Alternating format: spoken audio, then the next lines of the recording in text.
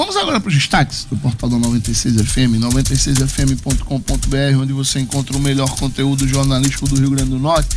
E a gente começa, claro, com o grande assunto da noite de ontem. Vai render o dia de hoje, vai render muitos dias ainda, porque ontem Brasília virou, né? A gente estava vendo notícias de outros países, Europa, que sempre tem notícia, né? Estados Unidos, de bombas detonadas em locais públicos, né?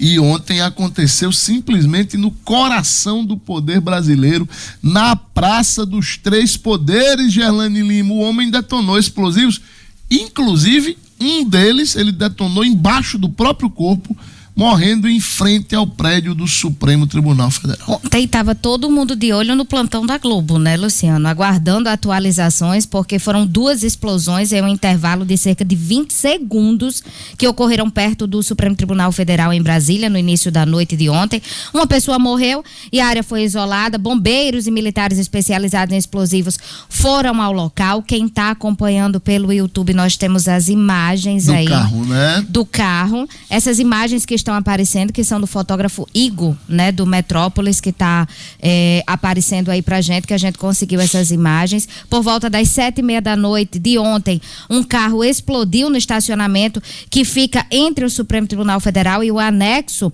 da Câmara dos Deputados, o anexo 4 da Câmara dos Deputados. No porta-malas havia fogos de artifício e tijolos, né? O veículo tem a placa de Rio do Sul, no Vale do Itajaí, em Santa Catarina. O dono é Francisco Vanderlei Luiz, que foi candidato a vereador pelo PL nas eleições municipais de 2020 e não se elegeu. Ele teve 98 votos na disputa, na ocasião, e segundo a Polícia Civil, ele alugou uma casa em Ceilândia, no Distrito Federal, dias atrás. Tá aí a foto dele aparecendo para quem está acompanhando pelo YouTube. Cerca de 20 segundos após o episódio no estacionamento, um homem morreu em uma outra explosão ocorrida na Praça dos Três Poderes, que fica entre o STF, o Congresso Nacional, e o Palácio do Planalto. Antes da explosão, em frente ao STF, o homem tentou entrar no prédio. Jogou um explosivo embaixo da marquise do edifício, mostrou que tinha artefatos presos ao corpo, a um vigilante, deitou-se no chão e acionou um segundo explosivo na nuca. Pois é, e aí a gente tem outras notícias aqui pra gente comentar tudo de uma vez, né? Vamos trazer outros detalhes aqui, porque depois desse episódio, primeiro, obviamente, houve uma conversa, né? O presidente Lula recebeu ministros do STF, né? No Palácio da Alvorada, não foi no Palácio do Planalto, né? Ele recebeu esses ministros no Palácio da Alvorada. Depois disso, porque na hora inclusive das explosões, o presidente Lula não estava no Planalto, ele estava na Alvorada.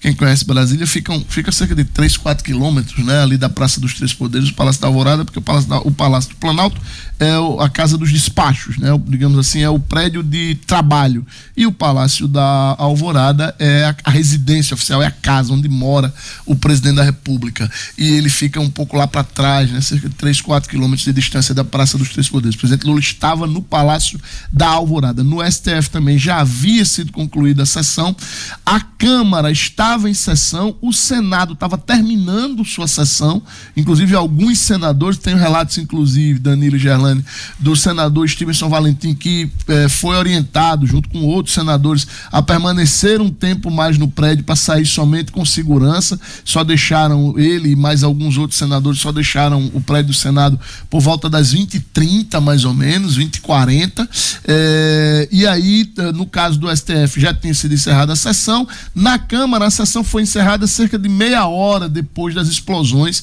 e houve também um certo cuidado no deslocamento dos deputados. A Polícia Federal abriu inquérito, obviamente, né? E ele vai ser enviado para o Alexandre de Moraes, porque a expectativa, a intenção é que esse tema, Gerlane e Danilo, se junte às discussões do 8 de janeiro. E aí, já no contexto do pós-explosões, os ministros do STF ontem à noite ainda mandaram recados aos congressistas, inclusive teve um que a gente ainda não sabe exatamente qual foi, mas a imprensa, principalmente os colunistas de bastidor, deram de que um desses ministros teria dito tanto ao presidente do Senado, Rodrigo Pacheco, quanto ao presidente da Câmara, Arthur Lira, a seguinte frase: não vamos mais permitir que sequer se debata a anistia em relação ao 8 de janeiro, depois do que ocorreu hoje. Então, o clima realmente ferveu, Danilo, e tem muita coisa ainda que precisa ser melhor explicada. Será que esse cidadão realmente é um caso completamente isolado? As bombas que ele utilizou, pelo menos a informação que se tem até agora, é de que eram bombas completamente caseiras, né? Tanto que o poder de destruição delas era extremamente limitado, e ele também colocou fim à própria vida. Danilo. Esperar que a Polícia Federal possa responder o quanto antes isso, né?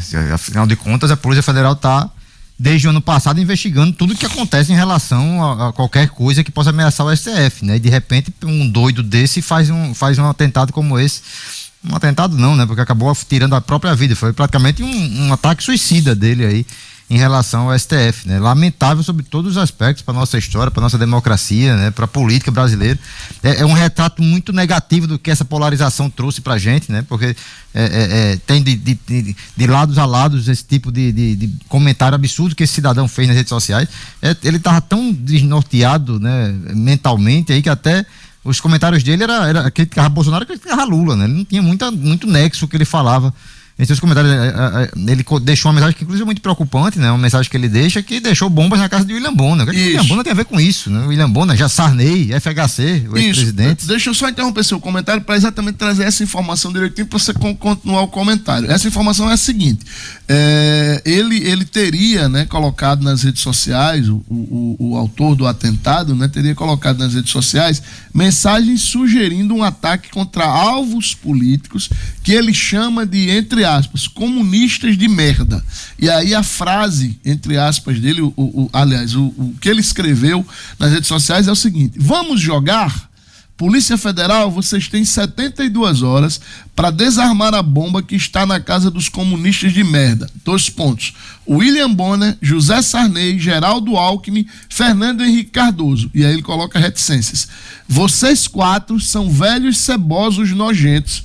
Ele escreveu isso no Facebook. Danilo. Exatamente, né? Quer dizer, são mensagens totalmente fora de nexo, né? O que mostra muito que ele estava completamente fora de realidade, né? Era alguém que tinha graves problemas. Aí esse tipo de caso aqui, por algum motivo, não foi pego pelo Serviço de Inteligência Brasileira, mas era esse tipo de caso que devia estar sendo fiscalizado pela Polícia Federal e pela ABIN.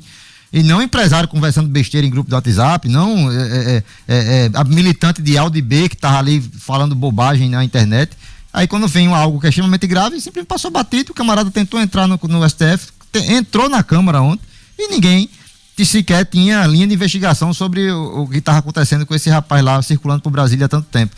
Enfim, mostra inclusive muito de como está falha essa segurança, né, por lá em relação a tudo isso, né? Tem que ser investigado sim, né? Claro, se procurar qualquer vestígio, a princípio parece que ele estava realmente fazendo tudo isso sozinho. Seria, né, já teria de lá de ontem para hoje. Até pelo histórico dele, né? De ser candidato. Foi candidato em 2020, né? Pelo PL.